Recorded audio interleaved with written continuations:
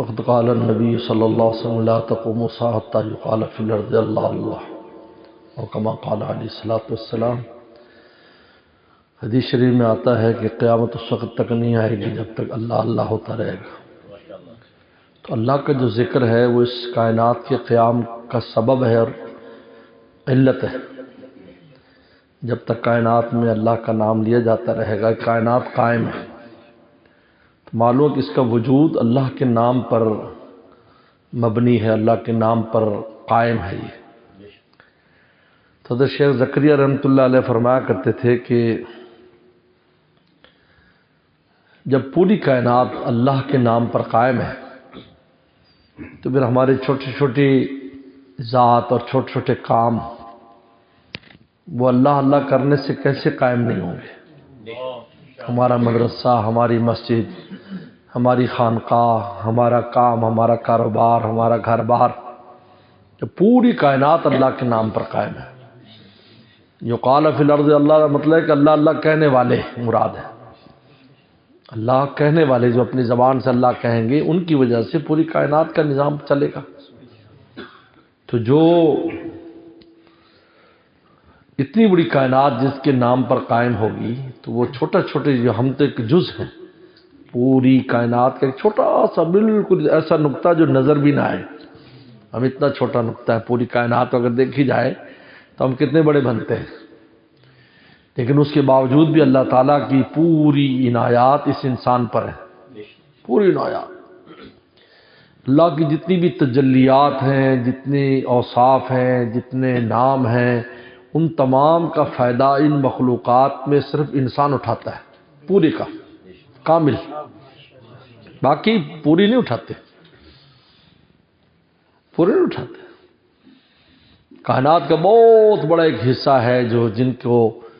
مغفرت کی ضرورت نہیں ہے کیونکہ ان سے گناہ نہیں ہوتے، بہت بڑی مخلوقات ہیں۔ انسان جنات ہیں جو گناہ کرتے ہیں، پھر جنات میں بھی جنات کے لیے اتنے اسباب معیشت کی ضرورت نہیں ہے، لیکن انسان ہے جس کو اس چیز کی ضرورت ہے، اس کے لیے اللہ تعالیٰ رزاق ہے، اس کے لیے اللہ تعالیٰ جو ہے باسط ہیں، اللہ رزق کو پھیلاتے ہیں، اور بہت سی جتنی، تو انسان جو اللہ تعالیٰ کی ہر شان سے فائدہ اٹھاتا ہے، حالانکہ انسان بالکل چھوٹا سا ہے، ایک نقطہ ہے، خلق الانسان ضعیفا، اور اپنے بنا اور کے اعتبار سے بھی بہت کمزور ہے یہ انسان، لیکن اس کے باوجود اللہ کی ذات کامل طور پر اس پر متوجہ ہے، اس کو اپنا خلیفہ بنایا ہے، اس میں طرح طرح کی اوصاف، طرح طرح کی چیزیں رکھی، کیونکہ یہ اتنی کمزوری کے باوجود بھی مولا پہ مرتا ہے، اللہ پہ جان دیتا ہے، یہ اللہ اللہ کرتا ہے اس کائنات میں۔ جہاں کفر غالب ہے، یاد رکھو کفر ہمیشہ سے کفر زیادہ رہا ہے دنیا میں، اندھیرا زیادہ رہا ہے، روشنی کم رہی ہے، ظلمت زیادہ رہی ہے، گمراہی زیادہ رہی ہے، شر زیادہ رہا ہے، لیکن اس کے باوجود بھی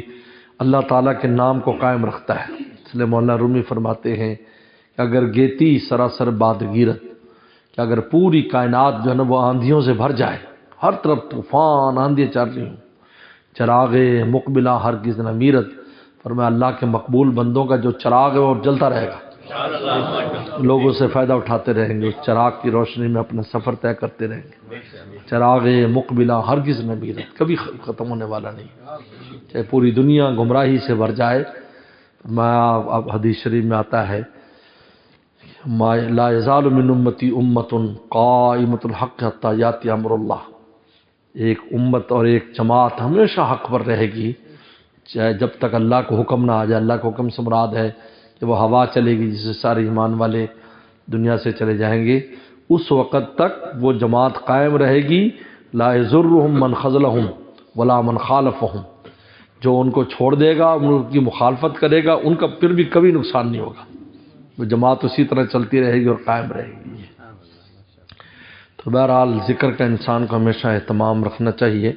اور ذکر سے پہلے نیت یہ کرے کہ اس لیے ذکر کرتا ہوں کہ اللہ کی محبت حاصل ہو جائے۔